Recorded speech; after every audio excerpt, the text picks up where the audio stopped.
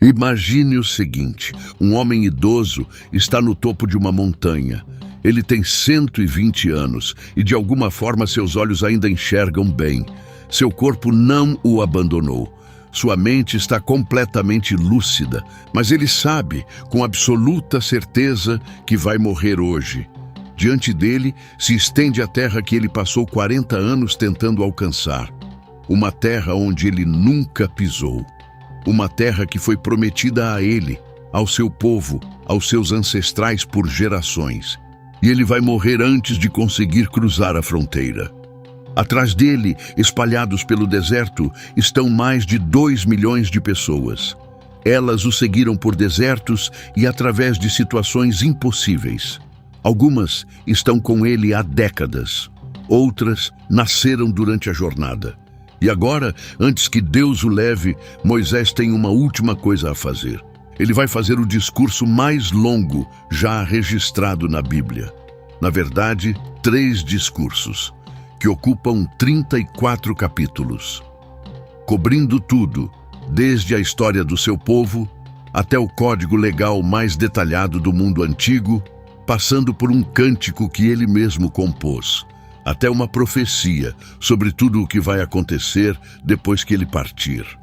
Este é o livro que Jesus mais citou quando foi tentado no deserto. Este é o livro que moldou os sistemas legais do mundo ocidental.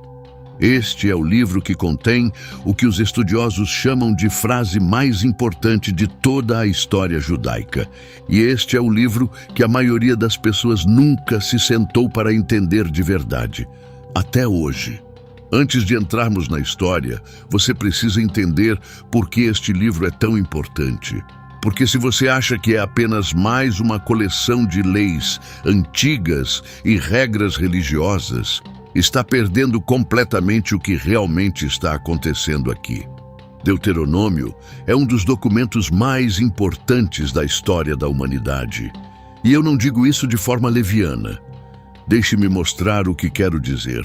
Os códigos legais de 3 das democracias mais poderosas do mundo, os Estados Unidos, o Reino Unido e Israel, todos têm suas raízes filosóficas em princípios estabelecidos neste livro. A ideia de que a justiça deve ser cega, a ideia de que nenhuma pessoa, por mais poderosa que seja, está acima da lei.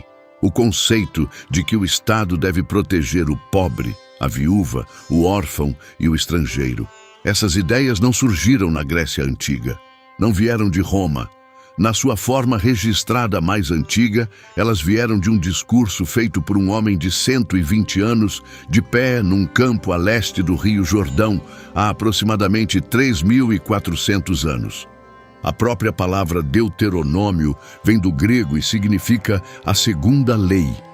Mas essa tradução é, na verdade, uma tradução errada do hebraico original. O título hebraico do livro é Devarim, que significa simplesmente palavras, as palavras de Moisés. E o que Moisés diz nessas palavras acaba sendo uma das coisas mais revolucionárias já escritas. Eis algo que a maioria das pessoas fora dos estudos judaicos e cristãos não percebe. Deuteronômio é o livro mais citado em todo o Novo Testamento. Quando Jesus está sendo tentado no deserto por Satanás, 3 vezes Satanás o desafia e 3 vezes Jesus responde com uma citação. As 3 citações vêm de Deuteronômio, não dos Salmos, não de Gênesis, não de Isaías. Deuteronômio, o livro que a maioria das pessoas pula. E quando um doutor da lei tenta pegar Jesus com a pergunta qual é o maior mandamento da lei, Jesus responde com uma frase de Deuteronômio capítulo 6, versículo 5. Uma frase que toda pessoa judia daquela época sabia de cor. Uma frase que os judeus recitam todos os dias, de manhã e de noite, há 3.000 anos sem interrupção. Mas vai ainda além da religião. No campo dos estudos do Antigo Oriente Próximo, Deuteronômio foi alvo de mais debate acadêmico, mais artigos científicos e mais discussões decisivas para carreiras do que quase qualquer outro texto antigo, porque os estudiosos notaram algo extraordinário na sua estrutura. Ela corresponde quase perfeitamente ao formato dos antigos tratados de vassalagem hititas de cerca de 1400 a.C. Agora, se você está se perguntando por que isso importa, aqui está o motivo. É algo muito significativo. No mundo antigo, tratados não eram acordos informais. Eram a forma mais elevada de compromisso político e legal que existia. Determinavam o destino de nações inteiras e seguiam formatos rígidos e específicos que todos no mundo diplomático entendiam. Se você recebia um tratado de um grande rei, sabia exatamente o que cada seção significava e o que se esperava de você. Quando um grande rei no mundo antigo fazia uma aliança com uma nação menor, o tratado seguia uma fórmula muito específica. Havia o preâmbulo, onde o grande rei se identificava. Depois, o prólogo histórico, onde ele lembrava à nação menor tudo o que havia feito por ela. Depois, as estipulações, as leis que a nação menor devia seguir. Depois, as bênçãos e maldições, o que aconteceria se a nação cumprisse ou quebrasse o acordo. E, finalmente, as instruções de sucessão, o que aconteceria depois que o rei partisse. Deuteronômio segue exatamente essa fórmula, ponto por ponto, seção por seção. O que significa que Deuteronômio não é apenas um texto religioso, é um documento formal de aliança, um tratado entre Deus e seu povo, estruturado de acordo com o formato legal mais reconhecido da sua época. Moisés não estava apenas fazendo sermões, ele estava redigindo uma constituição. E depois há a questão da descoberta.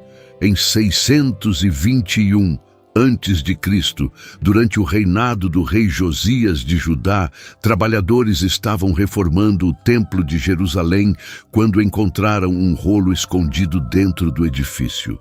O sumo sacerdote Hilquias o levou ao secretário do rei Josias, que o leu e imediatamente reportou ao rei.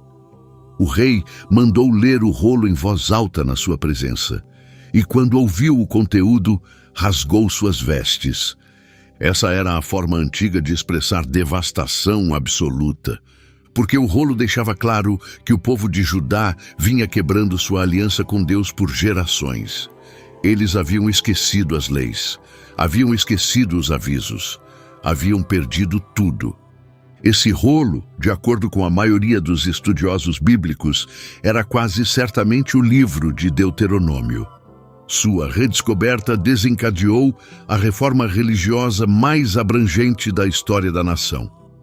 O rei Josias derrubou todos os altares pagãos do país, restabeleceu a celebração da Páscoa, que não era observada há gerações. Centralizou todo o culto em Jerusalém. Ele basicamente reconstruiu toda a estrutura religiosa e legal da nação do zero. Tudo por causa de um livro. Então, quando você se senta para entender Deuteronômio, não está lendo uma relíquia empoeirada. Está lendo o documento que tem moldado a civilização, as leis e a fé por mais de 3.000 anos. Mas para entender o que Moisés realmente está dizendo, primeiro você precisa entender o próprio Moisés. E a história dele é uma das mais dramáticas de toda a história humana. Você provavelmente conhece os pontos principais: o bebê na cesta, a sarça ardente, as pragas, a abertura do mar. Mas do jeito que a história normalmente é contada, você perde a complexidade impressionante de quem esse homem realmente era. E por que seus discursos finais em Deuteronômio têm um impacto tão diferente quando você entende todo o peso do que ele viveu. Então vamos voltar ao começo. O povo hebreu estava escravizado no Egito por 400 anos, não 40, não 400 meses, 400 anos. Isso é aproximadamente o mesmo período de tempo que nos separa do início dos anos 1600, múltiplas gerações de pessoas que nunca conheceram a liberdade. Eles construíam cidades, projetos de construção em escala enorme, sob condições de trabalho forçado brutal. O livro de Êxodo descreve seus gritos subindo a Deus, como um gemido nacional de angústia que ecoa através dos séculos. Nesse mundo, uma mulher hebreia chamada Joquebede dá à luz um filho. Mas há um problema. O faraó acabou de emitir um decreto ordenando que todo menino hebreu nascido fosse jogado no rio Nilo. Não era crueldade aleatória, embora certamente fosse cruel. Era uma estratégia calculada de controle populacional. A população hebreia estava crescendo rápido demais. O faraó tinha medo. Então, ele ordenou o assassinato sistemático de toda uma geração de meninos. Joquebede esconde seu filho por 3 meses. Pense no que isso significa. 3 meses silenciando um bebê que chorava. 3 meses de terror toda vez que um oficial egípcio passava pela porta. 3 meses sabendo que se o bebê fosse encontrado, os dois morreriam. E quando ela não consegue mais escondê-lo, faz algo que exige ou uma fé enorme, ou uma criatividade desesperada, ou ambas. Ela faz uma cesta de juncos de papiro, impermeabiliza com betume e piche, coloca o bebê dentro e o põe entre os juncos do Nilo. Depois manda a irmã mais velha dele, Miriam, vigiar de longe e ver o que acontece. O que acontece a seguir é uma das coincidências mais notáveis de toda a Escritura, ou, dependendo de como você lê, um dos atos mais notáveis de orquestração divina.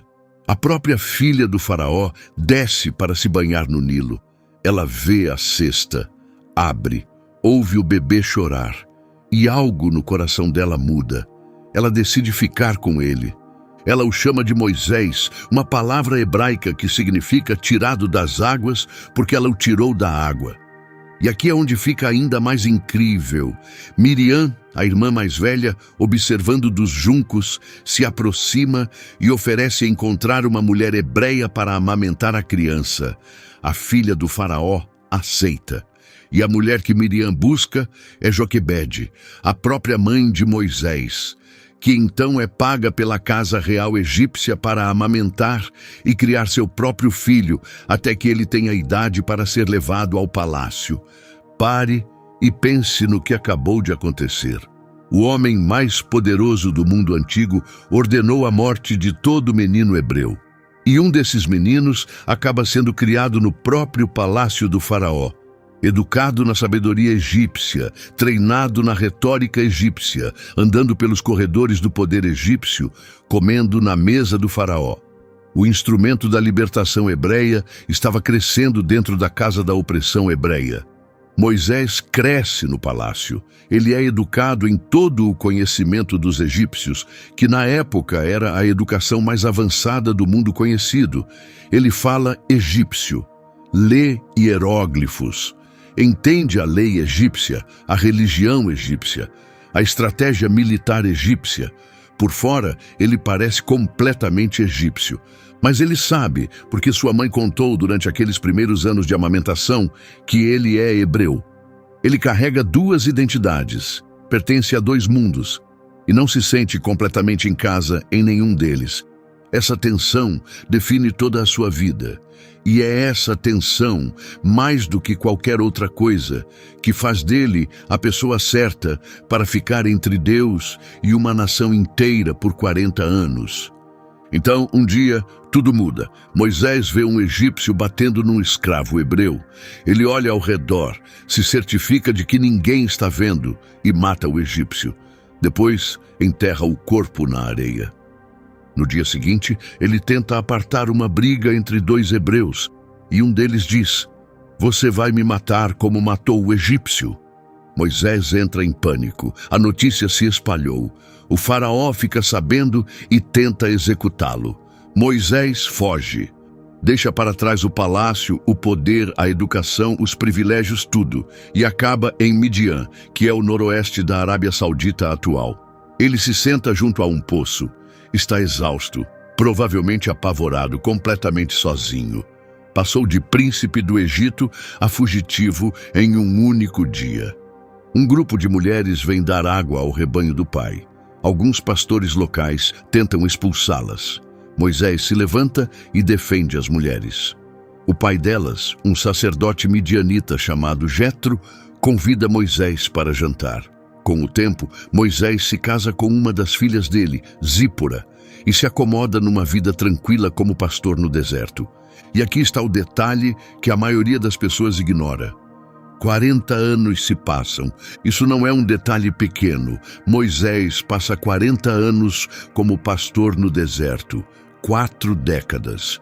Um homem que foi criado na maior corte do mundo antigo, que teve acesso à melhor educação e aos melhores recursos que o antigo Oriente Próximo podia oferecer, agora cuida de ovelhas numa região árida. Por 40 anos. Ele entrou no palácio do Egito ao nascer e saiu aos 40. Entrou no deserto aos 40 e ficou até os 80. Vai liderar Israel dos 80 aos 120. Sua vida se divide perfeitamente em 3 atos de 40 anos cada. E o ato do meio, o ato do deserto, o ato em que nada parece acontecer, é o que o preparou para tudo. Pense no que aqueles 40 anos no deserto fizeram com ele. No Egito, Moisés aprendeu como o poder funciona, como impérios operam, como falar a linguagem da autoridade. No deserto, ele aprendeu algo completamente diferente.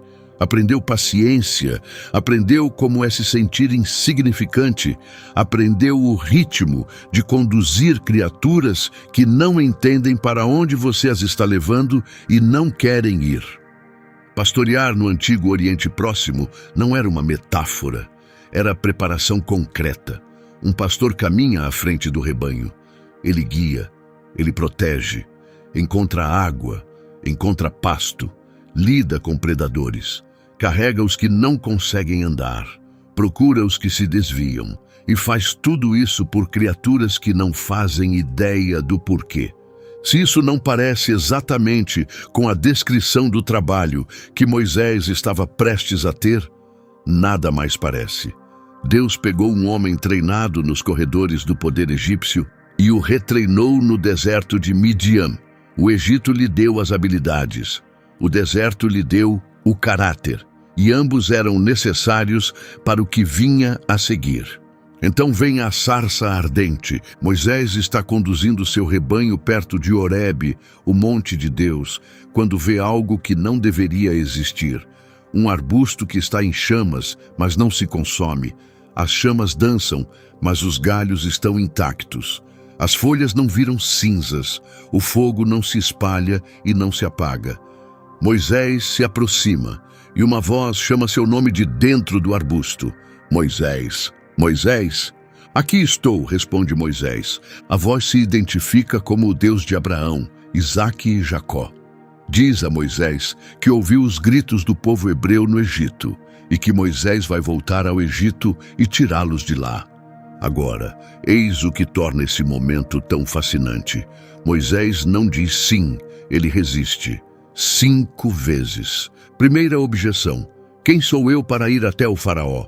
Ele está dizendo: eu sou um ninguém, sou um pastor, tenho 80 anos, tenho uma ficha criminal e uma lacuna de 40 anos no meu currículo. O que faz você pensar que eu consigo fazer isso? Segunda objeção: qual é o seu nome? O que devo dizer quando me perguntarem quem me enviou? Ele quer uma credencial que possa usar, quer algo para mostrar ao povo. E Deus responde diretamente. Ele diz: eu sou o que sou. Diga a eles que o eu sou enviou você. É aqui que o nome divino é formalmente revelado. As 4 letras hebraicas, Yod, He, Vav, He, o tetragrama, o nome mais sagrado de todo o judaísmo. Um nome tão santo que até hoje judeus devotos não o pronunciam em voz alta, sempre substituindo por Adonai ou Hashem. E ele vem dessa conversa junto a uma sarça ardente no meio do nada, onde Deus essencialmente diz a Moisés que seu nome é o verbo ser. Eu sou a própria existência. Eu sou aquele que é, que era e que sempre será. Terceira objeção de Moisés: eles não vão acreditar em mim. Ele está preocupado com credibilidade. Por que alguém ouviria um pastor fugitivo de 80 anos que diz falar em nome de Deus? Deus lhe dá 3 sinais miraculosos para realizar. transforma o cajado de Moisés numa serpente, faz a mão de Moisés ficar leprosa e depois a cura, e transforma água do Nilo em sangue. Quarta objeção. E essa é surpreendente. Eu não sou eloquente, nunca fui bom orador. Sou lento para falar e lento de língua. Pense nisso por um momento. Moisés, o homem que vai proferir os discursos mais completos e mais eloquentes de toda a Bíblia, o homem cujas palavras em Deuteronômio serão citadas pelo próprio Jesus, está dizendo a Deus que não sabe falar bem. Ou Moisés está sendo profundamente humilde, ou ele realmente tinha um problema de fala. Alguns estudiosos acreditam que ele gaguejava. De qualquer forma, Deus está escolhendo um homem que não acredita ter as ferramentas para a missão. Quinta e última objeção. Por favor, envie outra pessoa. Nesse ponto, o texto diz que a ira de Deus se acendeu contra Moisés. Mas ele ainda assim não desiste dele. Designa o irmão de Moisés, Arão, para ser seu porta-voz. E então envia Moisés de volta ao Egito mesmo assim. O que se segue é o êxodo, as 10 pragas, a água se transformando em sangue, rãs, piolhos, moscas, a morte do gado, úlceras, granizo misturado com fogo, gafanhotos que devoram tudo que é verde, 3 dias de escuridão tão densa que dava para sentir. E então a praga final, a que mudou tudo. A morte de todo primogênito no Egito, do primogênito do faraó no seu trono, ao primogênito do prisioneiro na masmorra. A noite da Páscoa, a noite em que o anjo da morte passou por cima de toda a casa hebreia, que tinha o sangue de um cordeiro pintado nas vigas da porta. A noite que 1500 anos depois, Jesus escolheria como a noite da sua última ceia, transformando a refeição da Páscoa em algo que o mundo inteiro lembraria. Depois, a grande partida, algo entre 1 e 2 milhões de pessoas, junto com seus rebanhos e o que conseguiram carregar, deixando o Egito numa única noite. E então, o mar. Com o exército egípcio atrás deles e o Mar Vermelho na frente, o povo entra em pânico. Eles gritam com Moisés: "Foi porque não havia túmulos no Egito que você nos trouxe ao deserto para morrer?" Eles estão sarcásticos e apavorados em igual medida. E Moisés, o homem que começou toda essa aventura dizendo a Deus 5 vezes que não conseguia, levanta seu cajado sobre a água. O mar se abre, muralhas de água à esquerda e à direita, terra seca sob seus pés. Uma nação inteira atravessa em terra firme. E quando o exército egípcio os segue, as águas se fecham e o exército é destruído. Moisés fez o impossível, tirou o povo hebreu do Egito. 400 anos de escravidão chegaram ao fim, mas em 3 dias o povo já está reclamando. 3 dias. 72 horas depois do milagre mais espetacular da história do mundo, o povo está dizendo que tem sede. E quando encontram água, reclamam que é amarga.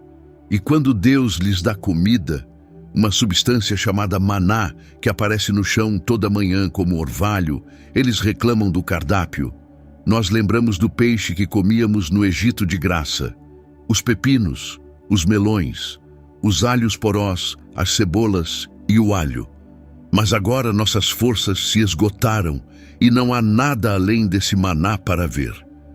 Eles têm saudade da escravidão, lembram da comida e esquecem das correntes. E esse padrão, romantizar o passado e temer o futuro, vai defini-los pelos próximos 40 anos. O próprio maná é uma das provisões mais extraordinárias da Bíblia. Toda manhã, 6 dias por semana, durante 40 anos, pão aparece no chão. Cada família recolhe exatamente o que precisa para aquele dia. Se tentam guardar o que sobra, apodrece durante a noite. A única exceção é o dia antes do sábado, quando recolhem o dobro e o extra se mantém fresco. Isso não é apenas comida, é um curso de 40 anos sobre depender de Deus diariamente. Toda manhã, durante 4 décadas, o povo acorda e descobre se Deus vai prover. E toda manhã ele provê. O maná é um lembrete diário de que a sua vida é sustentada por algo fora de você mesmo. Você não pode acumulá-lo, não pode merecê-lo, só pode recebê-lo. O próprio Moisés vai explicar isso mais tarde, em Deuteronômio capítulo 8. Ele vos humilhou e vos fez passar fome, e então vos alimentou com maná, para ensinar que o homem não vive só de pão, mas de toda a palavra que sai da boca de Deus. 1500 anos depois, quando o diabo tenta Jesus no deserto, a primeira coisa que Jesus cita é exatamente esse versículo de Deuteronômio. E quando Jesus diz aos seus discípulos, "Eu sou o pão da vida", o eco do maná é inconfundível. O pão que veio do céu no deserto sempre apontava para algo maior. Mas a história está longe de terminar, porque a parte mais difícil não é sair do Egito. A parte mais difícil é tirar o Egito de dentro do povo. 3 meses depois de deixar o Egito, os israelitas chegam ao Monte Sinai. É aqui que Moisés sobe a montanha e recebe os 10 mandamentos. A montanha treme. Fogo e fumaça cobrem o cume. O som de uma trombeta fica cada vez mais forte até que o povo treme de terror na base. E Deus fala em voz alta diante de toda a nação. As 10 leis fundamentais que vão formar a base da filosofia moral ocidental pelos próximos 3 milênios. Moisés, então, sobe a montanha por 40 dias. 40 dias recebendo a lei, o código legal detalhado, os projetos do tabernáculo, todo o sistema sacerdotal. Tudo o que a nação vai precisar para funcionar como comunidade da aliança. E na ausência dele, o povo na base da montanha entra em pânico. 40 dias. Foi quanto bastou. Eles viram as 10 pragas, atravessaram o Mar Vermelho em terra seca, ouviram Deus falar da montanha com seus próprios ouvidos, estavam acampados ao pé de uma montanha que ainda tremia e fumegava com a presença do Todo-Poderoso. E em 6 semanas de espera foram até Arão, o próprio irmão de Moisés, e disseram: "Faz-nos deuses, faz algo que possamos ver, algo que possamos tocar, algo que possamos adorar. Porque esse Moisés que nos tirou do Egito, não sabemos o que aconteceu com ele." Arão, num ato de fraqueza impressionante, recolhe suas joias de ouro, derrete tudo e molda na forma de um bezerro de ouro. E o povo começa a dançar ao redor dele, dizendo: "Estes são os seus deuses, Israel, que te tiraram do Egito." Deixe isso assentar por um momento. Eles viram Deus destruir o império mais poderoso da terra para libertá-los. E 6 semanas depois, estão adorando uma estátua que eles mesmos fizeram, com seus próprios brincos. E repare no que disseram: "Estes são os seus deuses, Israel, que te tiraram do Egito." Eles nem inventaram um Deus novo. Pegaram o mérito do que o verdadeiro Deus fez e transferiram para algo que fizeram com as próprias mãos. Essa é a essência da idolatria, como Deuteronômio a define. Não necessariamente adorar um Deus estrangeiro, mas pegar o que pertence a Deus, a obra dele, o mérito dele, a glória dele, e dar a outra coisa. Algo que você pode ver, algo que pode controlar, algo que não exige de você o que um Deus invisível exige. Isso nos revela algo devastador sobre a natureza humana. Ver milagres não basta para produzir fé duradoura. Sinais e maravilhas podem impressionar a mente, mas só um relacionamento diário e constante com Deus pode transformar o coração. Essa é exatamente a lição que Deuteronômio vai repetir. De novo, e de novo, e de novo. Moisés desce da montanha e vê a cena. Ele fica tão furioso que pega as tábuas de pedra, aquelas escritas pelo próprio dedo de Deus, e as joga no chão, quebrando-as. A aliança é quebrada antes mesmo de ser ratificada. Depois, ele tritura o bezerro de ouro até virar pó, mistura com água e faz o povo beber. Ele volta a subir a montanha por mais 40 dias para receber novas tábuas. Finalmente, eles deixam o Sinai e seguem em direção à terra que lhes foi prometida. A terra prometida, a terra que mana leite e mel, o destino que justifica toda a jornada. Eles estão bem na fronteira, perto o suficiente para tocá-la.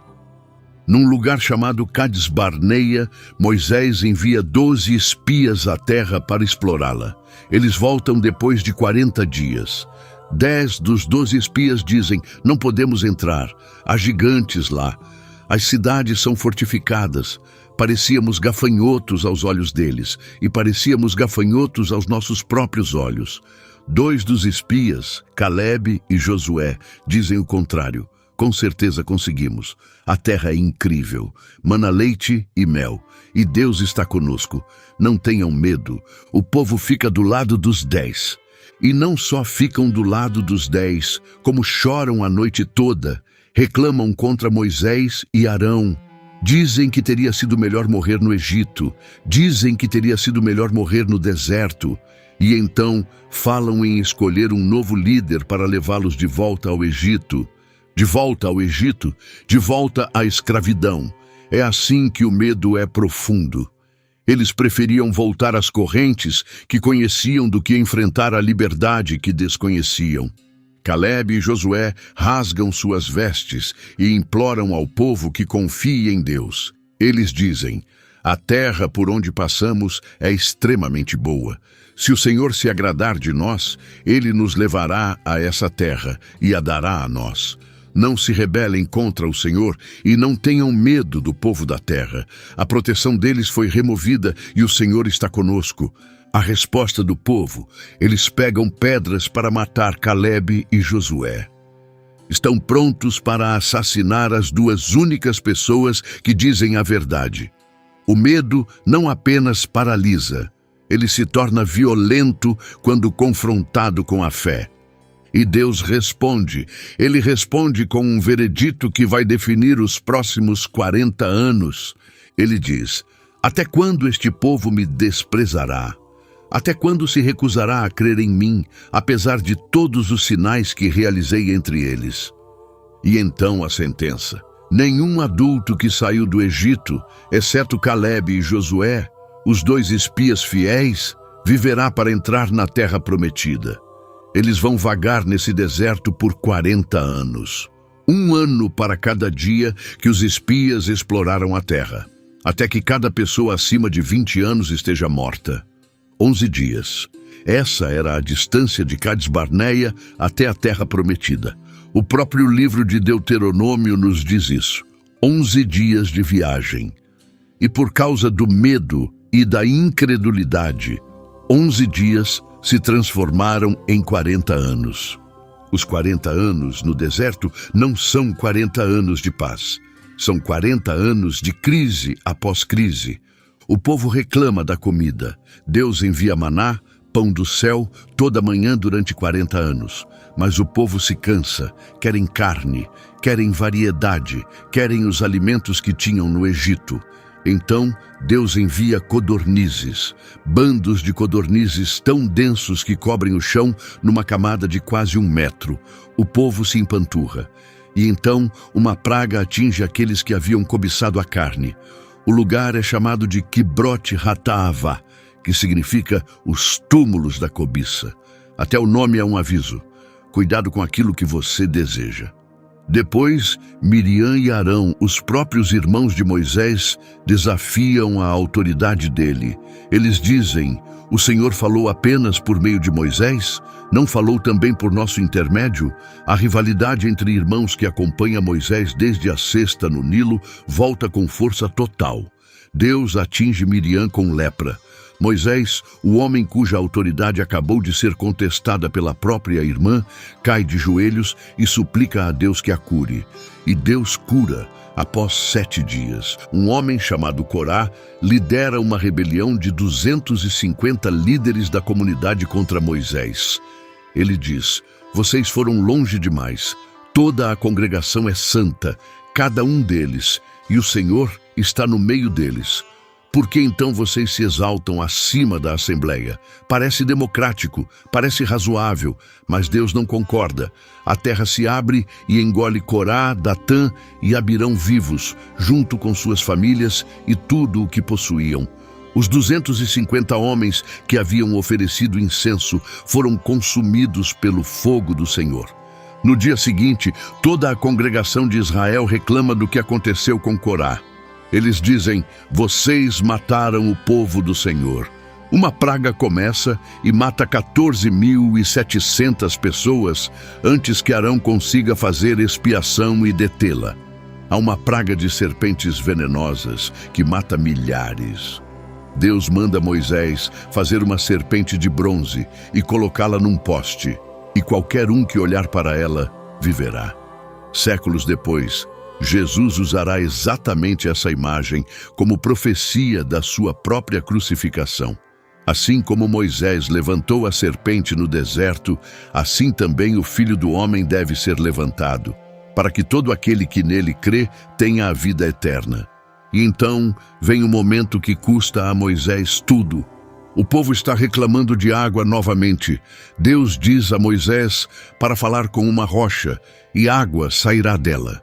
Em vez disso, Moisés, exausto e frustrado após décadas lidando com esse povo, bate na rocha 2 vezes com seu cajado e grita: ouçam, rebeldes, será que nós temos que tirar água desta rocha para vocês?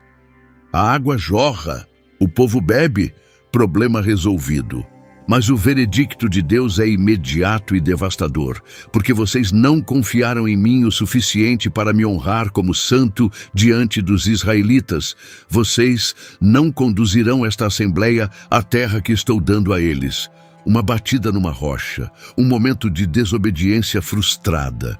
E o homem que dedicou toda a sua vida a essa missão, que discutiu com Deus em favor desse povo, que os liderou através de pragas e milagres e traições e rebeliões por 40 anos, nunca vai pisar na terra prometida. Este é o Moisés que está diante do povo em Deuteronômio, um homem que viu tudo e perdeu tudo, um homem que não tem mais nada a ganhar e nada a perder.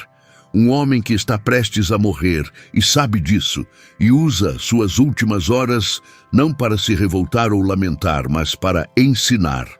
O livro de Deuteronômio abre com o que os estudiosos chamam de primeiro discurso de Moisés. Ele vai do capítulo 1 ao capítulo 4, e logo de início Moisés faz algo inesperado. Ele não começa com regras. Não começa com avisos, começa com a memória. As primeiras palavras identificam quem fala e o cenário com uma precisão incomum. Estas são as palavras que Moisés falou a todo o Israel, além do Jordão. Há marcadores geográficos, há uma data, o primeiro dia do 11º mês no 40º ano, cerca de 1 mês antes de o povo finalmente atravessar para a terra prometida. E então Moisés começa uma aula de história. Mas não é uma história neutra. Ele está fazendo algo muito mais sofisticado. Está recontando a história de forma seletiva, de um jeito que ensina uma lição específica. Ele não está apenas dizendo, eis o que aconteceu. Está dizendo, eis o que aconteceu. Eis porque isso importa para vocês agora. E eis o que vocês precisam fazer de diferente. Ele leva o povo de volta a Horeb, o monte de Deus. Lembra-os do momento em que Deus deu a ordem de seguir em frente, de ir em direção à terra, de tomá-la. Depois os lembra da missão dos espias, do fracasso em Cádiz, do julgamento, dos 40 anos. Preste atenção em como Moisés reconta a história dos espias. No livro de Números, o relato original, é Deus quem diz a Moisés para enviar os espias. Em Deuteronômio, Moisés diz que foi o povo que veio até ele e pediu para enviar espias. Isso não é um erro. Moisés está fazendo o que todo grande professor faz. Apresenta a história pelo ângulo que torna a lição mais clara para quem ouve. A lição é simples e devastadora. Seus pais tiveram uma escolha. Escolheram o medo em vez da fé. e isso custou tudo a eles. Vocês estão prestes a enfrentar a mesma escolha. Não cometam o mesmo erro. Moisés então menciona as vitórias recentes contra Sion, rei de Hesbom, e Og, rei de Bazã, 2 reis poderosos, cujos territórios os israelitas acabaram de conquistar a leste do Jordão. São vitórias recentes. O povo que ouve estava lá, lutaram nessas batalhas, e Moisés as usa de forma estratégica. Viram o que Deus fez? Ele entregou Sion a vocês. Entregou Og. Ele fará o mesmo com cada nação que enfrentarem do outro lado do rio. O mesmo Deus que destruiu o Egito, o mesmo Deus que alimentou vocês no deserto por 40 anos, o mesmo Deus que acabou de dar essas 2 vitórias, Ele está indo à frente de vocês. Do que vocês têm medo? Então vem um dos momentos mais carregados de emoção do discurso. Moisés conta ao povo que ele mesmo implorou a Deus para deixá-lo atravessar o Jordão. Deixe-me ir e ver a boa terra além do Jordão, aquela bela região montanhosa e o Líbano. Dá para ouvir o desejo na voz dele. Ele quer tanto. Depois de tudo o que fez, depois de tudo o que sacrificou, ele só quer atravessar aquele rio e ficar do outro lado, só uma vez. A resposta de Deus é dura e definitiva. Basta. Não me fale mais sobre esse assunto. Suba ao topo do Pisga e olhe para o oeste, para o norte, para o sul e para o leste. Veja com seus olhos, pois você não vai atravessar este Jordão. Deus o deixa olhar, mas ele não pode ir. E o que Moisés faz a seguir? Ele não desmorona em amargura, não se revolta. Conta a história de forma direta e então se volta imediatamente para o povo e diz: mas comissionem Josué e encorajem-no e fortaleçam-no, pois ele vai conduzi-los à terra. A resposta de Moisés, ao ter negado a coisa que mais desejava, é preparar a pessoa que vai tomar o seu lugar.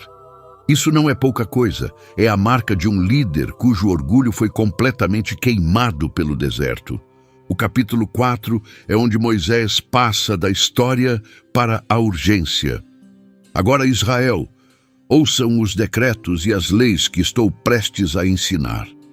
Sigam-nos para que vivam e entrem e tomem posse da terra. Não acrescentem nada ao que eu ordeno e não tirem nada. Essa é uma instrução legal notável. Não acrescente à lei, não tire nada dela, mantenha-a exatamente como foi dada. Moisés entende algo com que legisladores modernos ainda lutam. As leis se distorcem com o tempo, são interpretadas e reinterpretadas até se tornarem algo completamente diferente do que originalmente pretendiam ser. Moisés está tentando construir uma barreira contra essa distorção. Depois ele faz um argumento que, no contexto do mundo antigo, é verdadeiramente revolucionário. Que grande nação tem um Deus tão próximo de si, como o Senhor nosso Deus está sempre que o invocamos? E que grande nação tem estatutos e normas tão justos como toda esta lei que ponho diante de vocês hoje? Ele está argumentando que a própria lei é evidência do caráter de Deus, não apenas os milagres, não a coluna de nuvem e fogo, não o mar aberto, as leis, a ética, o cuidado com o pobre, o estrangeiro e a viúva. Estas são em si mesmas prova de que algo extraordinário está em ação, porque nenhum governo puramente humano daquela época as teria criado assim. Então Moisés aborda o incidente do bezerro de ouro, sem nomeá-lo diretamente. Vocês não viram forma alguma no dia em que o Senhor falou com vocês em Horebe, do meio do fogo? Portanto, cuidem-se muito, para que não se corrompam e façam para si um ídolo. A lógica é precisa. Vocês nunca viram a aparência de Deus. Ele escolheu não se mostrar visualmente a vocês. Isso não foi acidente. Foi teologia. Deus não pode ser reduzido a uma imagem, porque qualquer imagem vai limitá-lo àquela imagem. No momento em que você o esculpe numa forma, você o transforma em algo que ele não é. Essa é a base da tradição, compartilhada pelo judaísmo, pelo cristianismo e pelo islã, de que Deus não deve ser representado em forma visual. Ela moldou a arquitetura das sinagogas, a teologia da reforma, a arte do mundo islâmico. E vem desse argumento em Deuteronômio capítulo 4. Então Moisés encerra o primeiro discurso com uma profecia tão específica que parece um relato escrito depois dos fatos.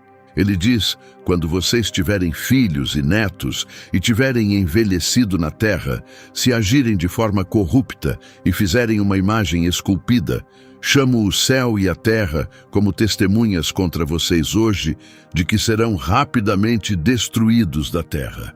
O Senhor os espalhará entre os povos. Vocês serão poucos em número entre as nações.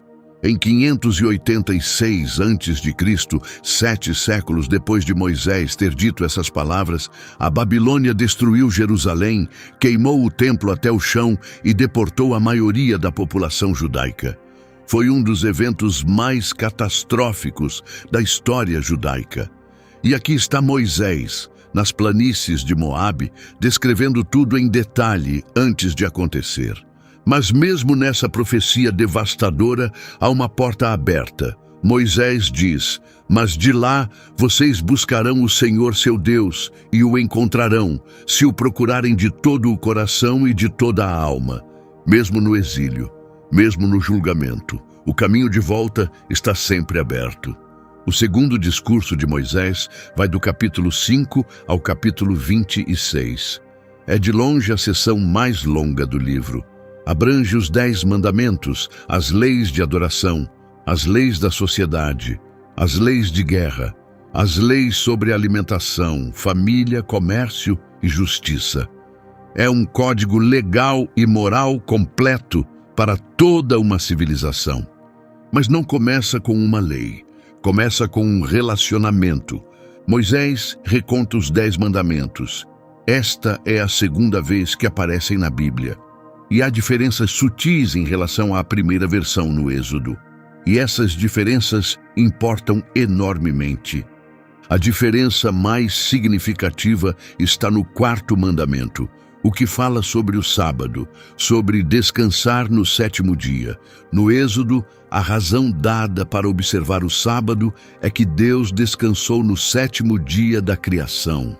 É teologia cósmica. Você descansa porque Deus descansou.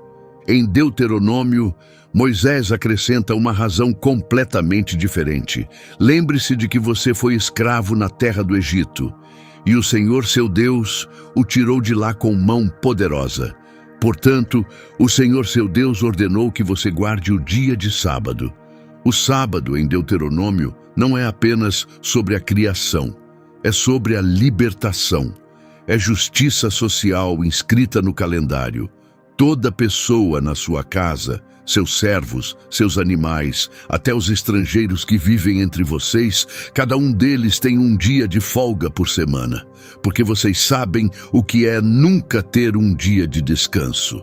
Vocês foram escravos, vocês lembram? Empatia codificada em lei. O teológico se torna ético. Essa é a marca registrada de Deuteronômio e muda tudo o que vem depois. E então vem a passagem mais famosa de toda a Bíblia hebraica. Ouve, ó Israel, o Senhor nosso Deus, o Senhor é um. Amarás o Senhor teu Deus com todo o teu coração, com toda a tua alma e com todas as tuas forças.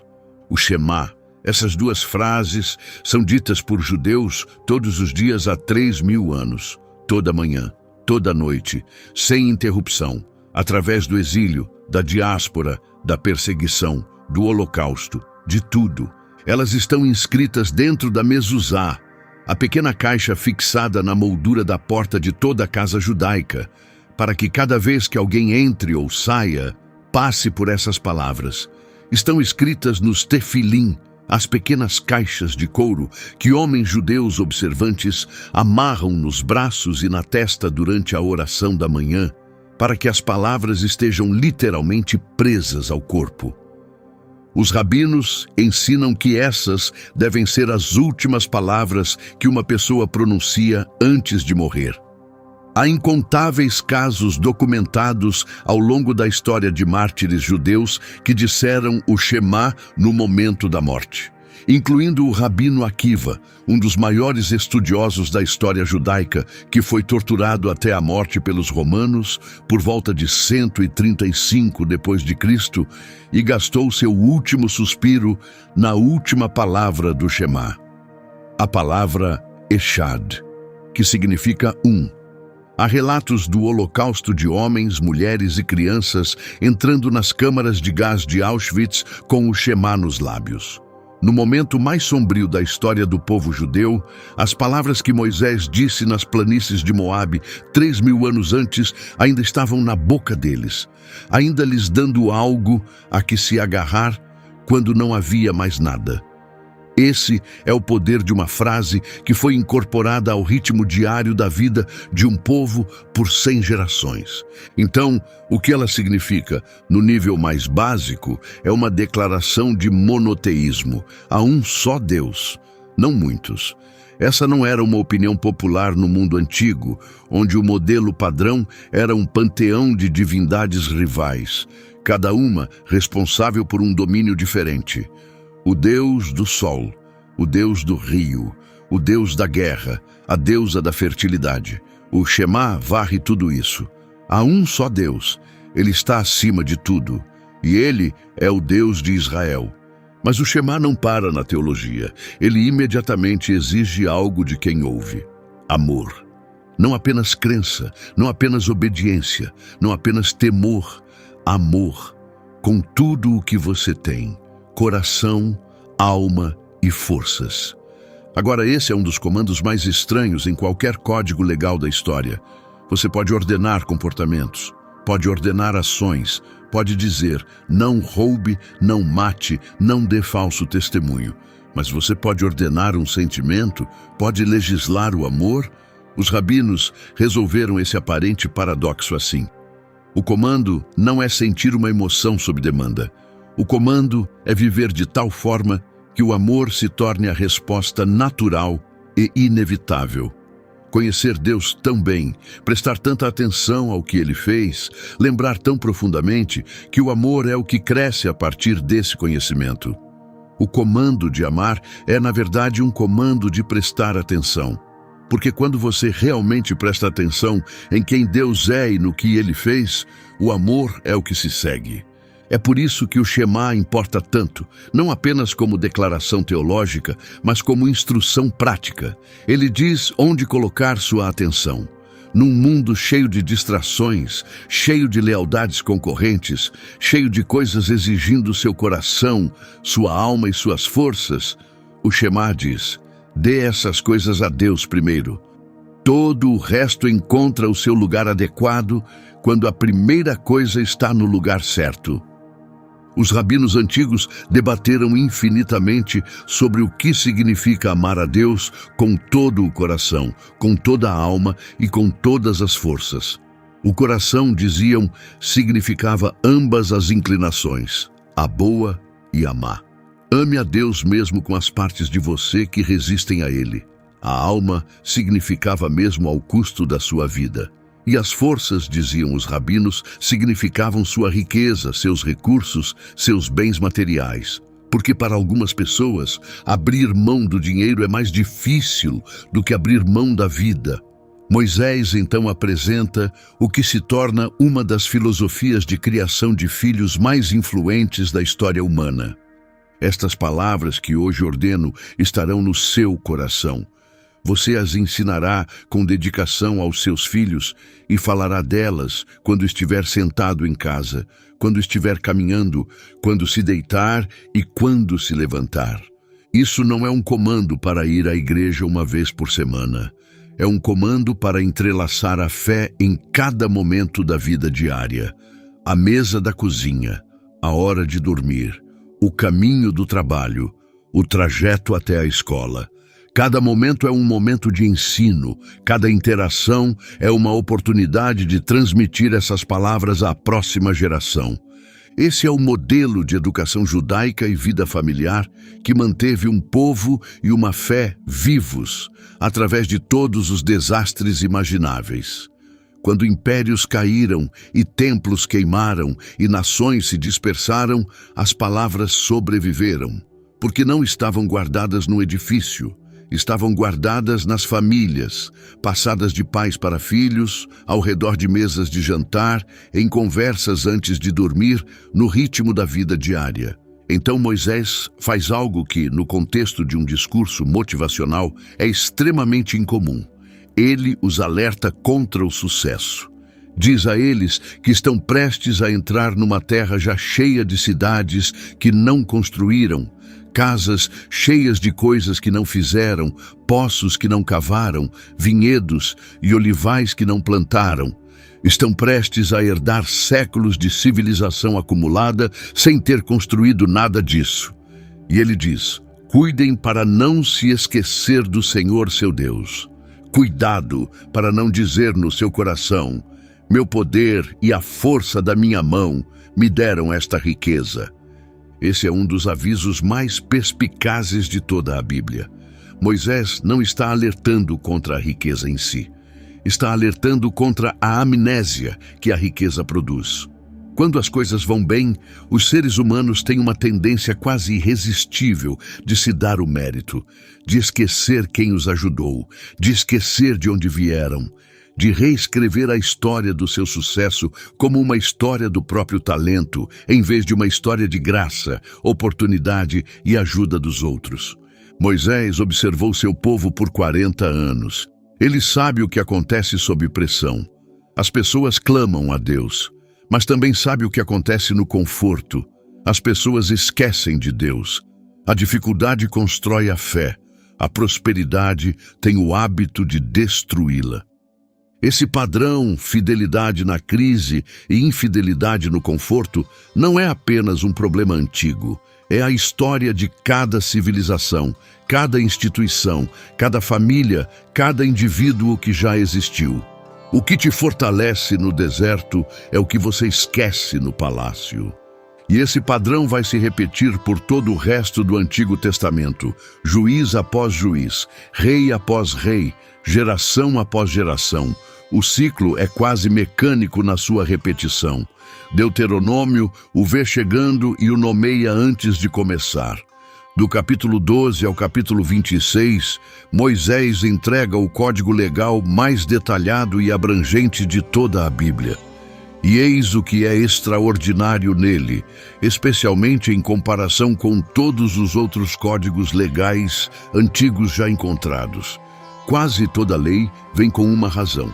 O Código de Hammurabi, o código legal mais famoso da antiga Babilônia, dá a lei e a punição. Só isso, não há explicação. Hammurabi não se importava se você entendia o porquê. Importava-se com sua obediência. Deuteronômio é diferente. Vez após vez, Moisés diz: faça isso e aqui está o porquê. Não oprima um trabalhador contratado que é pobre e necessitado, porque vocês foram escravos no Egito e sabem o que é opressão. Não maltratem o estrangeiro, porque vocês mesmos foram estrangeiros no Egito. Deixem os cantos do campo sem colher, para que os pobres possam comer, porque a terra pertence a Deus, e vocês são apenas administradores dela. A lei não é apenas um comando, é um argumento, um apelo à memória, um apelo à empatia, um apelo à identidade. Vocês sabem quem são, sabem de onde vieram. Agora hajam de acordo. Deixe-me apresentar algumas das leis específicas, porque elas são genuinamente impressionantes quando você considera que foram escritas há 3.400 anos. A cada 7 anos, todas as dívidas devem ser canceladas. Todo hebreu que tenha se vendido como servo deve ser libertado. E quando o libertar, você não o manda embora de mãos vazias. Você o abastece generosamente do seu rebanho, da sua eira, do seu lagar. Você o prepara para ter sucesso. Esse é um mecanismo embutido de reinício econômico, projetado para evitar o acúmulo permanente de riqueza nas mãos de poucos e o enraizamento permanente da pobreza para os demais. Estudiosos de economia antiga ficaram admirados com a sofisticação desse conceito. E depois este versículo: pois nunca deixará de haver pobres na terra. Portanto, eu te ordeno, abre generosamente a mão ao teu irmão, ao necessitado e ao pobre. Isso não é fatalismo em relação à pobreza. O ponto é que, como a necessidade é constante, a generosidade deve ser constante. A existência contínua da pobreza é a justificativa contínua para uma generosidade contínua. Ela nunca para. Agora é aqui que a coisa fica realmente revolucionária. Israel ainda não tem um rei quando Moisés escreve isso. A monarquia não será estabelecida por vários séculos. Mas Moisés antecipa que o povo eventualmente vai querer um e estabelece condições. O rei não deve adquirir muitos cavalos para si. Em outras palavras, não construa um exército enorme que se torne sua fonte de segurança em vez de Deus. O rei não deve tomar muitas esposas. Não deixe que casamentos políticos e alianças corrompam seus valores. O rei não deve acumular prata e ouro em excesso. Não deixe a riqueza se tornar sua identidade. E então, esta exigência impressionante. O rei deve escrever uma cópia pessoal desta lei com a própria mão e deve lê-la todos os dias da sua vida, para que seu coração não se eleve acima dos seus irmãos. O rei está sob a lei. O rei serve a lei. Nenhuma pessoa, por mais poderosa que seja, está acima dela. Não era assim que a realeza funcionava em qualquer outro lugar do mundo antigo. Em todos os outros lugares, o rei era a lei. Sua palavra era final. Ele era divino, ou diretamente nomeado pelos deuses com autoridade absoluta. Deuteronômio diz: o rei é um cidadão como todos os outros. Está sujeito à mesma aliança, lê as mesmas palavras, segue as mesmas regras e deve lê-las diariamente para se lembrar disso. 3.000 anos antes da Magna Carta. 3.000 anos antes do conceito formal do Estado de Direito na teoria política ocidental. Está aqui, no discurso de um homem prestes a morrer, num campo a leste do Jordão. 6 cidades devem ser estabelecidas por toda a terra como cidades de refúgio. Se alguém matar outra pessoa acidentalmente, sem intenção, pode fugir para uma dessas cidades e ser protegido da vingança da família da vítima até receber um julgamento justo. Essa é a distinção legal entre homicídio doloso e culposo. Um conceito que sistemas legais modernos ao redor do mundo ainda usam. E está codificado aqui. Uma só testemunha não será suficiente para condenar uma pessoa por qualquer crime. Somente com o depoimento de 2 ou 3 testemunhas, uma acusação será estabelecida.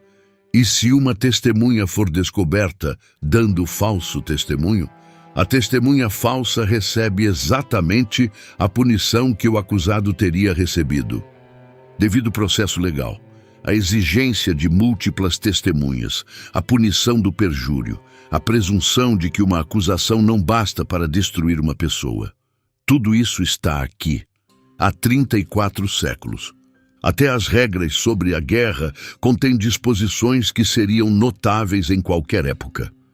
Antes da batalha, oficiais se dirigem às tropas e fazem uma série de perguntas.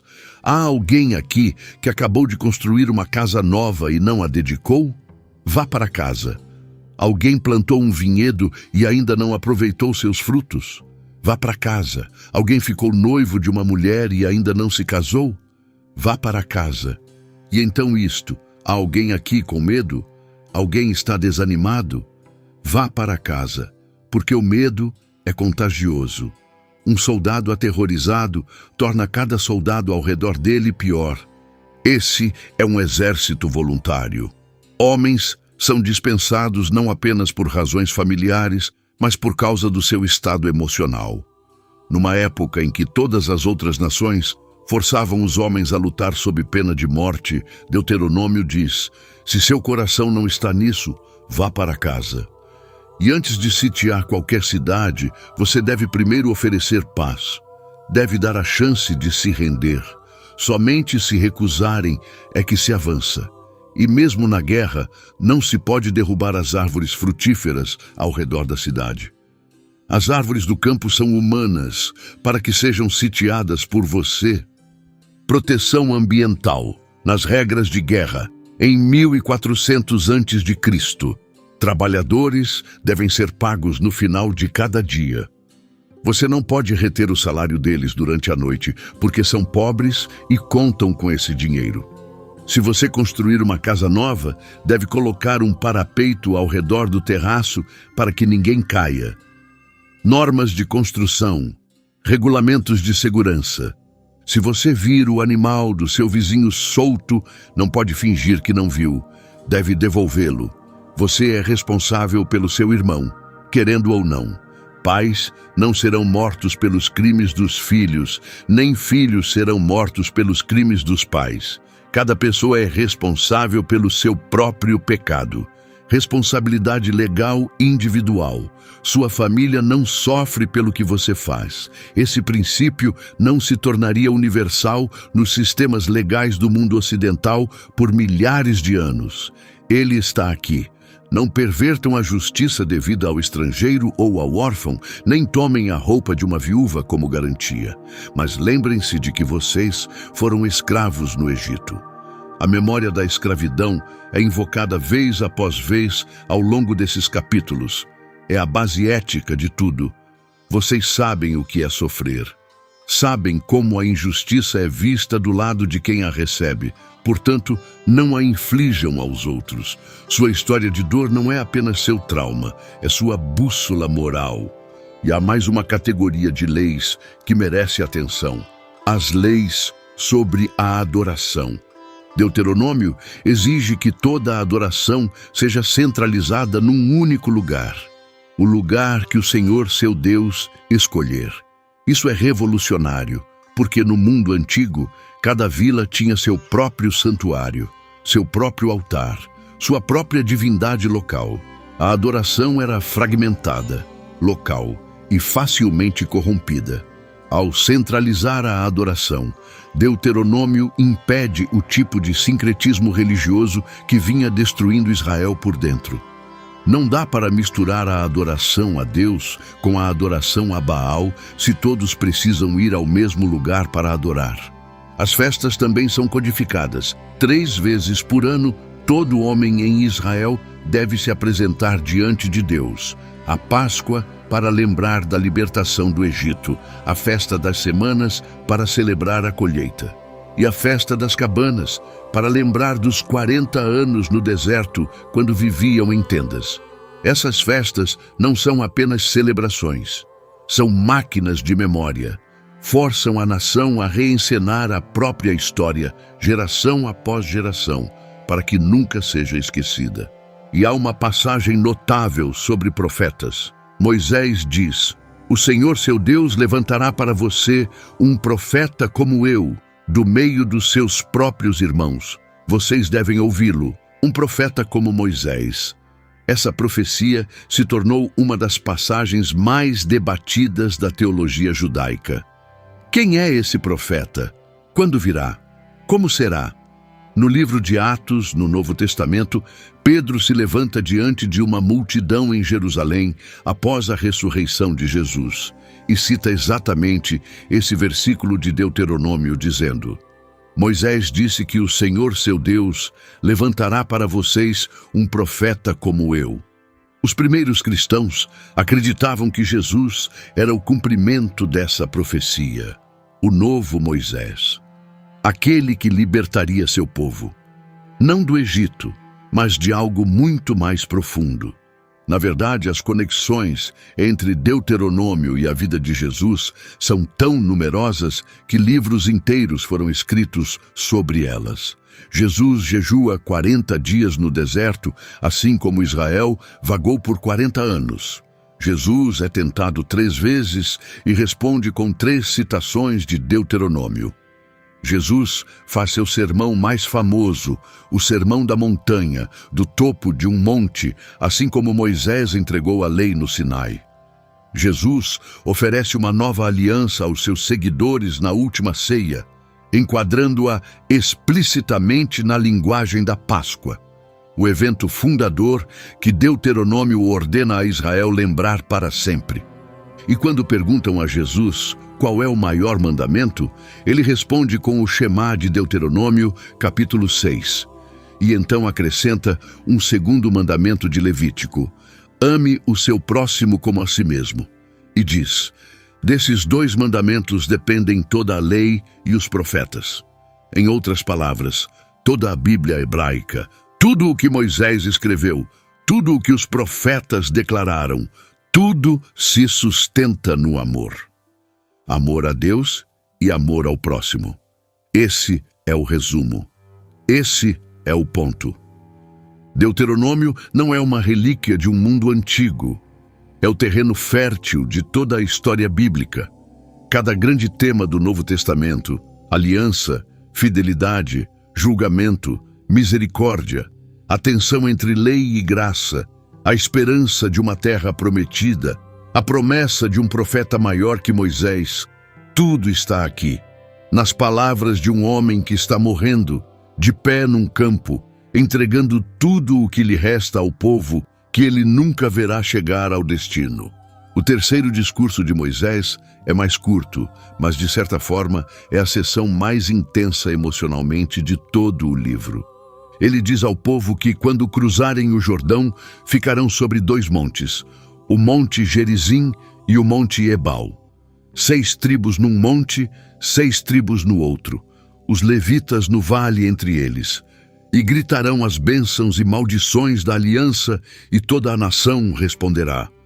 Isso não é apenas uma cerimônia, é uma declaração nacional.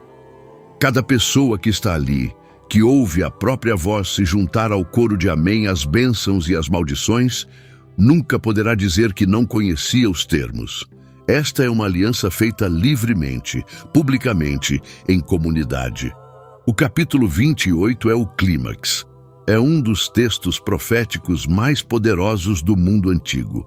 Os primeiros 14 versículos descrevem as bênçãos pela fidelidade à aliança.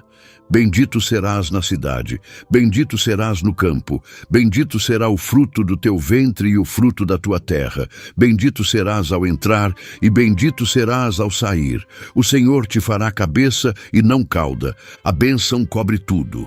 Agricultura, família, comércio, força militar, reputação internacional. É uma visão de prosperidade total.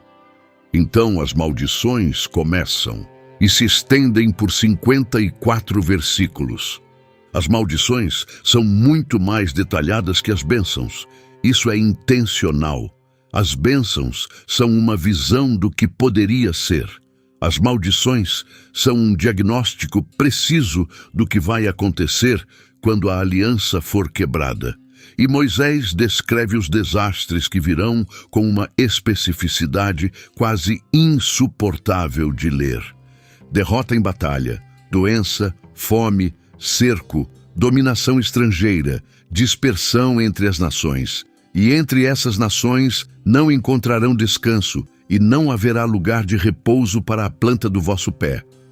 Os estudiosos há muito notaram que essas maldições correspondem de forma notável à história real do povo judeu, o exílio babilônico de 586 a.C., a destruição do segundo templo por Roma em 70 d.C., a diáspora de 2000 anos que se seguiu. Moisés descreve um povo espalhado pela terra, poucos em número, sem pátria, e durante a maior parte da história registrada. Foi exatamente isso que aconteceu. As descrições de cerco no capítulo 28 são particularmente devastadoras. Moisés descreve condições tão extremas que pais comeriam seus próprios filhos por desespero. Quando os babilônios sitiaram Jerusalém em 586 a.C., e novamente quando os romanos a sitiaram em 70 d.C., os historiadores antigos registram que foi exatamente o que aconteceu. O historiador judeu Joséfo, escrevendo sobre o cerco romano, descreve cenas que parecem um cumprimento direto de Deuteronômio 28. E então, a dispersão. O Senhor os espalhará entre todos os povos, de uma extremidade da terra à outra.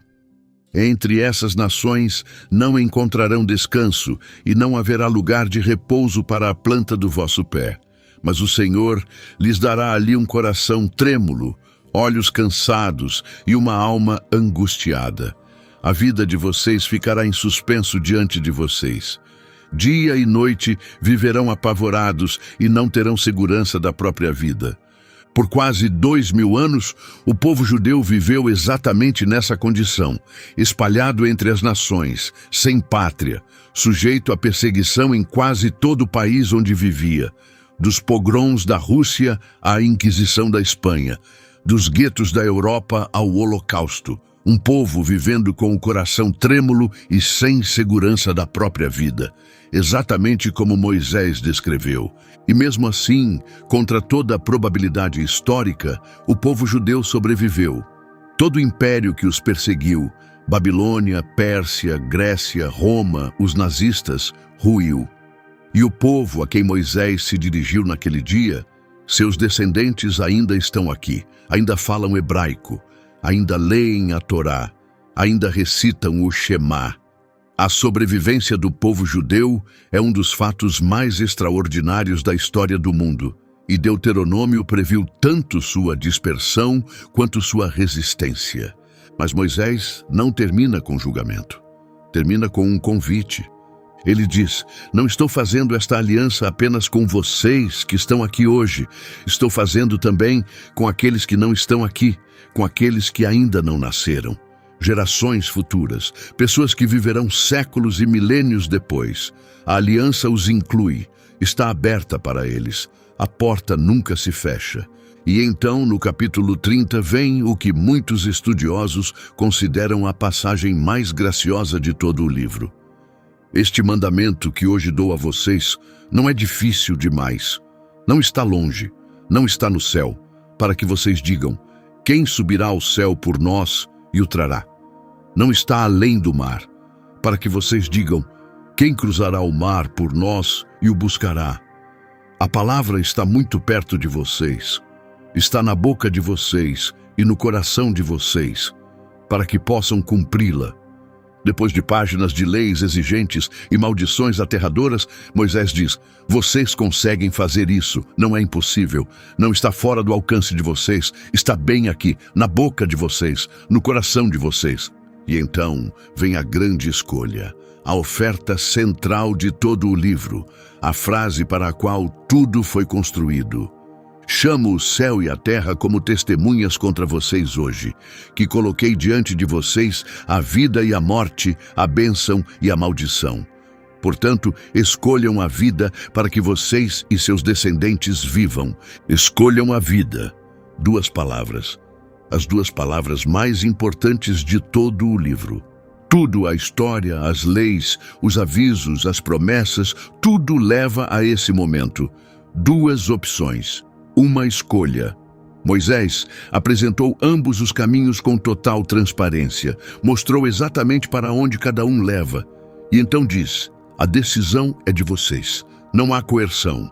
Deus apresenta o argumento da forma mais clara e poderosa possível. Chama todo o universo como testemunha. E então espera pela resposta. Esse é o modelo de todo o relacionamento bíblico entre Deus e a humanidade. Deus não força. Ele convence, apresenta as evidências, mostra as opções e então concede o presente mais perigoso e mais dignificante que poderia dar. Dá a liberdade de escolher. Cada geração, desde Moisés, enfrentou essa mesma escolha. Cada império, cada nação, cada família, cada indivíduo. Os termos são sempre os mesmos, as opções são sempre as mesmas: vida e morte, bênção e maldição, fidelidade e esquecimento. A escolha não desaparece, apenas passa para a próxima pessoa que precisa fazê-la. Depois que os discursos terminam, Moisés faz algo que ninguém espera. Ele escreve um cântico. O capítulo 32 de Deuteronômio contém o que é chamado de Cântico de Moisés. É um dos poemas mais antigos e mais estudados de toda a Bíblia. Estudiosos analisaram sua linguagem, sua estrutura, seu vocabulário, e muitos o datam como uma das composições hebraicas mais antigas de todo o cânon bíblico. O próprio Deus ordena a Moisés que escreva esse cântico e o ensine ao povo. E o motivo é extraordinário. Quando muitos males e aflições os atingirem, este cântico os confrontará como testemunha, pois viverá inesquecido na boca dos seus descendentes. O cântico é um mecanismo de segurança. Leis podem ser ignoradas, sermões podem ser esquecidos, rolos podem ficar perdidos num templo por séculos, como já vimos com o rei Josias. Mas um cântico se aloja na memória de forma diferente, é cantarolado, é transmitido, sobrevive quando a prosa não sobrevive. O cântico começa com uma invocação de testemunho cósmico. Ouçam, ó céus, e eu falarei. Ouça a terra as palavras da minha boca. Moisés não está se dirigindo apenas aos 2 milhões de pessoas à sua frente. Está se dirigindo ao universo.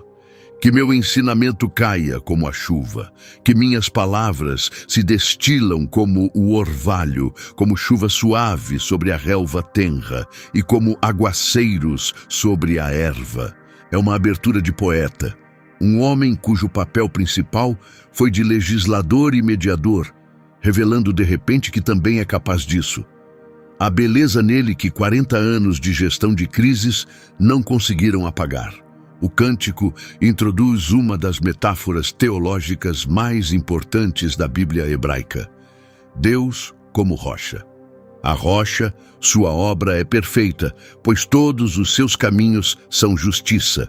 Um Deus de fidelidade e sem injustiça. Justo e reto é Ele. A metáfora da rocha aparece 8 vezes nesse único capítulo e se torna uma das imagens mais duradouras de toda a Escritura. Fala de permanência, de confiabilidade, de algo que permanece quando tudo mais desmorona. Num mundo onde reinos surgiam e caíam e impérios desapareciam da noite para o dia, Deus é a rocha, aquilo que não se move. O cântico conta o arco completo da história da aliança em forma poética. Deus encontrando Israel numa terra deserta e desolada, cuidando deles como uma águia que paira sobre seus filhotes, abrindo as asas para apanhá-los, colocando-os nas alturas da terra, alimentando-os com mel da rocha. E então a queda. Israel engordou e se rebelou, abandonaram o Deus que os fez, provocaram-no com deuses estranhos. Mas o cântico não termina em julgamento, termina em reivindicação. Deus espera até que seu povo não tenha mais força alguma, até que a situação esteja completa e inequivocamente desesperadora. E então ele age. Vejam agora que eu mesmo sou ele e não há Deus além de mim. Eu mato e eu dou a vida, eu firo e eu curo. E não há quem possa livrar da minha mão. Essa não é a voz de uma divindade tribal defendendo seu território. É a voz da soberania absoluta. O Deus que controla a vida e a morte, a história e o seu desfecho. E o cântico termina com um momento surpreendente de universalismo. Alegrem-se com o seu povo, ó nações. As nações, os gentios, convidados a se alegrar ao lado de Israel, num livro que se concentrou quase inteiramente num povo particular e na sua aliança particular, o cântico final abre a porta para o mundo inteiro. Quando Moisés termina o cântico, se volta ao povo uma última vez e diz: guardem no coração todas as palavras com que os estou advertindo hoje, para que ordenem aos seus filhos que tenham cuidado em cumprir todas as palavras desta lei. Pois não é palavra vazia para vocês, mas a própria vida de vocês. A própria vida de vocês. A lei não é um fardo, a lei não é uma prisão, a lei não é uma lista de afazeres para um Deus exigente. Moisés insiste que esta é a sua vida, da mesma forma que comida é a sua vida, da mesma forma que água é a sua vida. É o que mantém vocês vivos como povo, como comunidade, como civilização. Sem ela, vocês não apenas quebram regras, vocês deixam de ser quem são. Depois do cântico, Moisés abençoa cada uma das 12 tribos individualmente. O capítulo 33 é chamado de bênção de Moisés. Ele é paralelo à bênção que Jacó deu a seus filhos em Gênesis. Moisés se tornou ele mesmo um patriarca, o pai de uma nação, e esta é a sua bênção de leito de morte. Cada tribo recebe suas próprias palavras. Judá, a tribo dos futuros reis, é abençoada pela liderança. Levi, a tribo sacerdotal, é abençoada pela fidelidade. Benjamim é chamado de amado do Senhor. José recebe uma bênção tão abundante que são necessários 7 versículos para contê-la. E a bênção se encerra com um dos versículos mais bonitos de toda a Bíblia. Não há ninguém como Deus, ó Jesurum, que cavalga pelos céus em teu socorro e através dos céus na sua majestade. O Deus eterno é o teu refúgio, e por baixo estão os braços eternos. Por baixo estão os braços eternos. Depois de 40 anos, liderando o povo mais difícil através das circunstâncias mais impossíveis, Moisés encerra com isso. A imagem de Deus como o chão debaixo do chão. Os braços que estão lá antes de você cair. O refúgio que existe antes de você saber que precisa dele. É a última coisa que Moisés diz ao povo de Israel. O capítulo 34 é o capítulo final de Deuteronômio. Tem apenas 12 versículos. Moisés sobe o Monte Nebo, o cume chamado Pisga, o pico que dá vista para o vale do Jordão e a terra além. E Deus mostra a ele tudo. Toda a terra, Gileade até Dan, todo o território de Naftali, a terra de Efraim e Manassés, todo Judá, estendendo-se até o mar ocidental, o Negueve, o vale de Jericó, a cidade das palmeiras. Deus estende tudo diante dele como uma pintura, cada colina, cada vale, cada rio, a terra que foi prometida a Abraão, a Isaque, a Jacó, a terra em direção à qual Moisés caminhou por 40 anos. Imagine o que está passando pela mente dele naquele momento. Ele pode ver Jericó lá embaixo no vale, pode ver as colinas de Judá ao longe. Em algum lugar ali é onde Abraão construiu seu primeiro altar. Em algum lugar ali está o carvalho de Manre, onde Deus apareceu como 3 visitantes.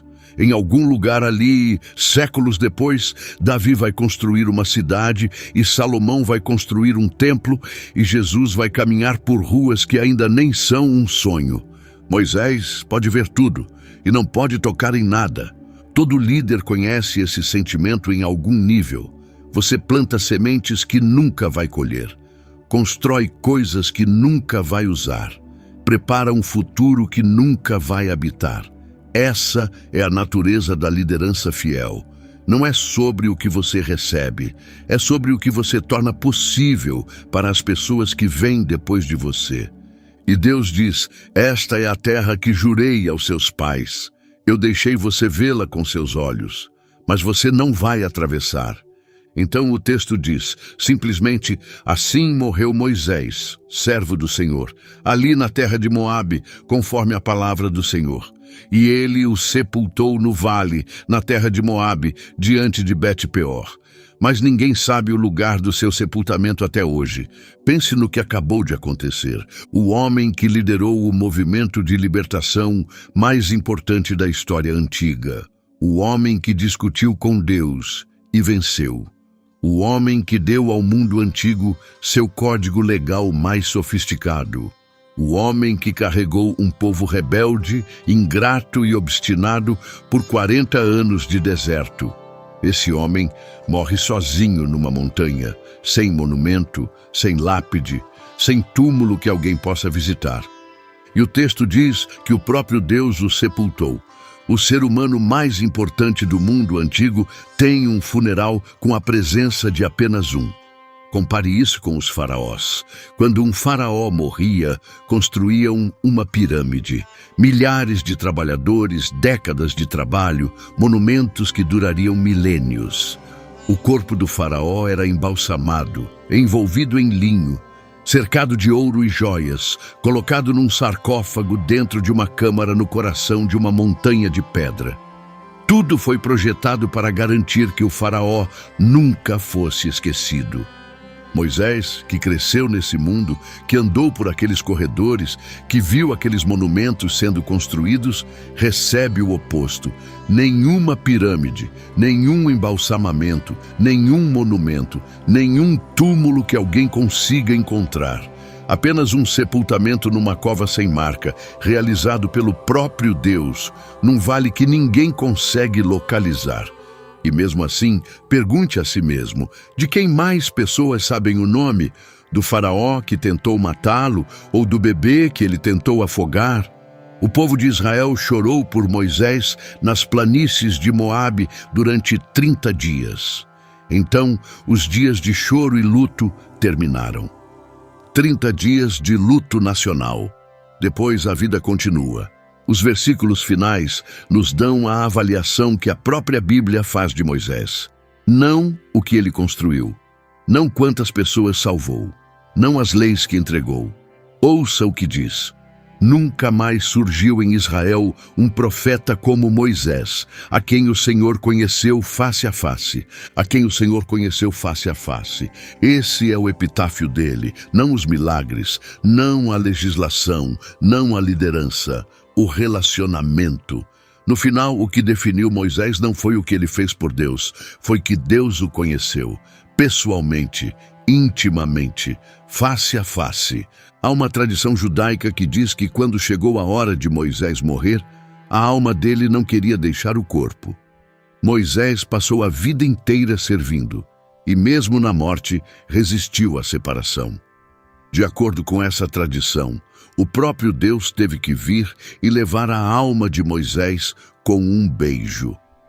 A expressão hebraica é mitat neshika, morte por um beijo.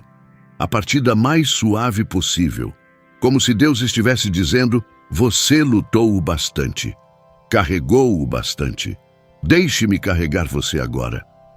O fato de ninguém saber onde Moisés está enterrado é teologicamente significativo. No mundo antigo, os túmulos dos grandes líderes se tornavam santuários, lugares de peregrinação e adoração. Ao esconder o túmulo de Moisés, Deus impediu que o homem se tornasse um ídolo. O próprio Moisés, que passou a vida alertando contra a idolatria, é protegido de se tornar um. Mesmo na morte, Moisés pertence a Deus, não ao povo. Moisés nunca viu a terra prometida. Morreu com a coisa que passou a vida tentando alcançar diante dos olhos. Mas o livro que deixou para trás se tornou a base de 3 das grandes religiões do mundo. Moldou os códigos legais de civilizações que ele nunca imaginou. Deu à humanidade o conceito de dignidade individual perante a lei, a proteção dos vulneráveis, a limitação do poder. Um Deus que exige justiça, não apenas ritual. Uma lei construída sobre empatia, não apenas autoridade. Quando Thomas Jefferson se sentou para redigir a Declaração de Independência, a tradição filosófica da qual ele se serviu, a ideia de que todas as pessoas são criadas iguais, de que possuem direitos inerentes, de que os governos derivam seu poder do consentimento dos governados, essas ideias têm uma linhagem, e essa linhagem passa pelo iluminismo, pela reforma, pela teologia cristã medieval, pelos primeiros pais da igreja, e chega até um homem de pé num campo a leste do Rio Jordão, dizendo a uma nação de ex-escravos que até o rei está sob a lei. Quando os fundadores do moderno Estado de Israel se reuniram em 1948 para declarar independência, fizeram-no num edifício em Tel Aviv, sob um retrato de Theodor Herzl. Mas o documento que assinaram e os princípios legais que estabeleceram beberam profundamente da fonte que Deuteronômio havia cavado. O retorno do povo judeu à terra que Moisés podia ver, mas não podia entrar, é, num sentido muito real, a conclusão de uma história que Deuteronômio começou. E foi escrito por um homem que gaguejava, que fugiu de seu chamado por 40 anos, que perdeu a calma no pior momento possível e que morreu no topo de uma montanha, olhando para a única coisa que mais desejava e que nunca poderia ter. Deuteronômio termina com uma morte, mas o livro de Josué começa logo depois, com estas palavras. Depois da morte de Moisés, servo do Senhor, o Senhor disse a Josué, assistente de Moisés: Moisés, meu servo, morreu. Agora, levante-se, atravesse este Jordão, você e todo este povo, para a terra que estou dando a eles. O líder morre, a missão continua, sempre continua. Escolham a vida. Se este vídeo mudou a forma como você pensa sobre Deuteronômio, o próximo passo lógico é o livro de Josué, onde tudo o que Moisés preparou finalmente acontece. Esse vídeo está na tela agora. E se você chegou ao final de um mergulho de 2 horas num texto de 3.000 anos, se inscreva. Você claramente não é um espectador casual.